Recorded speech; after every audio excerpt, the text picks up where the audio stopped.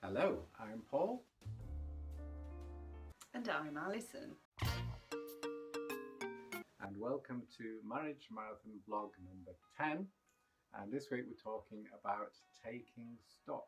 And it seems appropriate to do that at this point in our training because we're actually in the final week now of our training. Not too much to do this week, a little bit of light running and stretching. But we've just been reflecting really on the whole experience, and I don't know about you, Alison, but for me it's been kind of it's a mix of emotions that I feel at the moment. I feel grateful that we've actually got through the training injury free. We're both still fit and well, and you know I'm looking forward to the event, but also I'm a little bit apprehensive about the scale of the challenge. And but hopeful that actually our training and all the lessons that we've learned along the way will actually get us around the course on the day. So Alison, just reflecting on the whole experience, what strikes you about the whole experience of training for a marathon? I think it has been incredibly challenging. I don't think I knew what I was letting myself in for. When we started, the long runs are just relentless, absolutely relentless, and how my body has done it and survived and is still in one piece is incredible, really. We've done our really long run, Alison. 19.5 miles. Survived to tell the story. Last week today though. And today is our kind of last really longish run. It's a 12-mile run today. It's actually a really beautiful morning. It's quite warm for the time of year and not much of a breeze, and it's beautiful running conditions.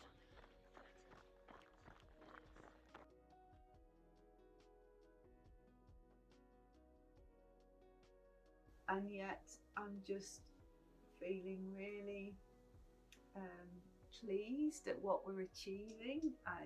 It's not something I've ever planned to do till we planned to do it just before we started. So I'm really pleased at what we're achieving. Like you, pleased, still in one piece. Relieved the training is coming to an end, and looking forward to the day and hoping the crowd and the atmosphere carry us through when our own resources are pretty low. Yeah, and I think there have been challenges and disappointments along the way. We've talked a little bit about that in our previous vlogs, but that's all been part of the kind of learning journey, and this has all been about learning to run together, hasn't it? And we've said that we want to maintain our fitness after this. We want to keep running. We'll probably still do some runs together, but we'll also set our own individual fitness targets. So I'll be doing a little bit of running on my own, and perhaps you on your own.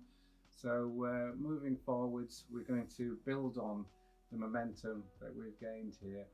But it struck me that this concept of taking stock actually applies to relationships as well, doesn't it? Oh, it does. It does, and it caused me to think about, all the vlogs we'd already talked about, everything from fantasy versus reality at the beginning, communication, accepting difference, and then a relational three-legged race. I was just thinking about all the things we talked about. I thought, oh gosh, what can I do as a review? What can I talk about in terms of relationships? Anyway, I came up with 3 C's that might be helpful in terms of taking stock in a relationship. And the first C is the word commitment, which is a bit of an old-fashioned word, if I'm honest. It's certainly not very trendy, I don't think, these days, especially in a throwaway society, although I'm so pleased that that's getting less so, and as we become more environmentally aware. But still, there can be this sense of relationships come and go, and doesn't really need to be a commitment. And that's fine if you don't want a committed relationship, but actually if you want a long-term relationship, commitment's really important, because it actually helps you focus on why you're working together in a relationship to make it the best it can be. Just like we've been committed to the training schedule, and often the thing that's kept us committed is picturing ourselves crossing that finishing line together, hasn't it? So I think commitment's really important. So the second C word is the word courage. And I think in healthy, strong relationships, it takes courage to speak out when something is bothering you, something isn't working or isn't right for you. And often there's a tendency, and I come across this with couples, where nothing's said for fear of upsetting the other or avoiding conflict. But the problem with that is the problem just gets bigger. Invariably, it doesn't go away. So actually having the courage, picking the best time, using the right words. So you might draw on the say what you mean what you say, and don't be mean when you're saying it, that we talked about much earlier. But having the courage to say what's troubling you so it can be addressed and worked through. So we've got commitment, we've got courage, and the third C word is about change. One of the common themes I've come across in my work is couples who have been together quite a long time or a very long time. They'll say, I just want it back how it was.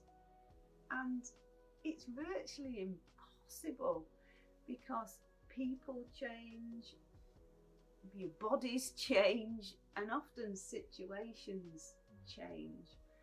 And so there needs to be an acceptance of that change and working with it together and collectively trying to attain some of what you had, but in a way that's much more realistic for where you're at now.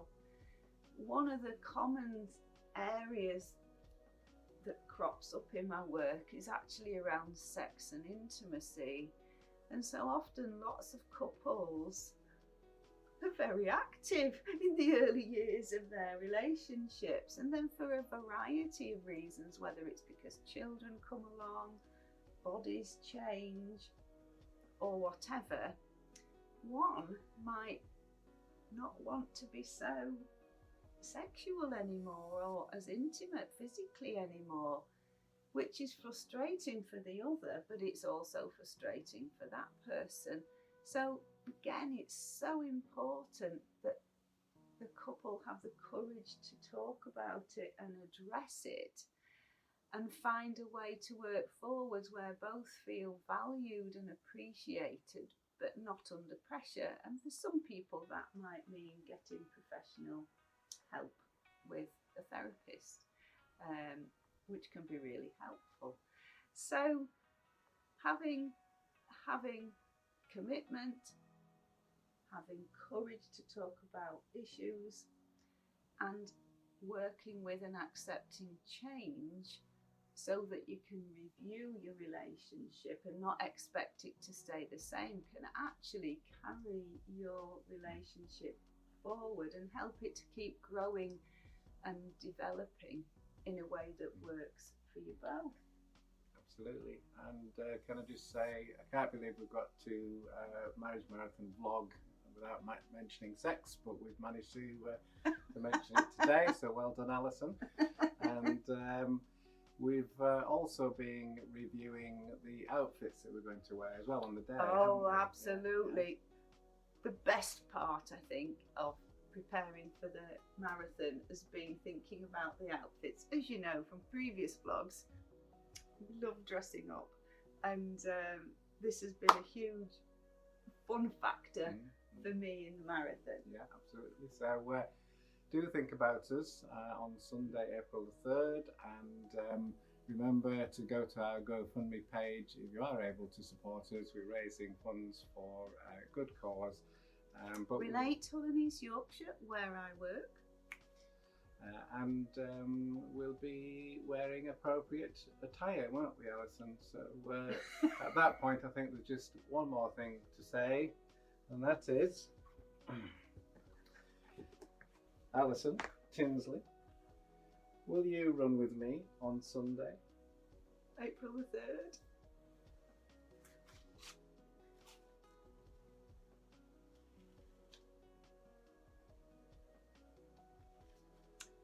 I do. I will.